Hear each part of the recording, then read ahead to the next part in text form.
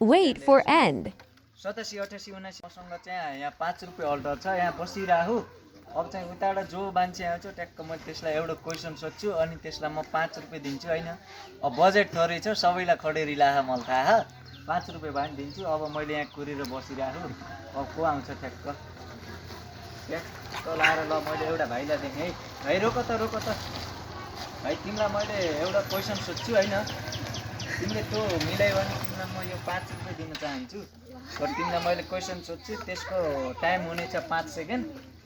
तिमीलाई मैले क्वेसन सोध्छु ध्यान दिएर सुन है 87 88 79 यहाँ कन्फ्युज 79 हो त गाइज होइन भाइले गलत बोलेका छन् यसको एन्सर हो 88 तर तिमीले बिगारी 5 रुपियाँ पाएनौ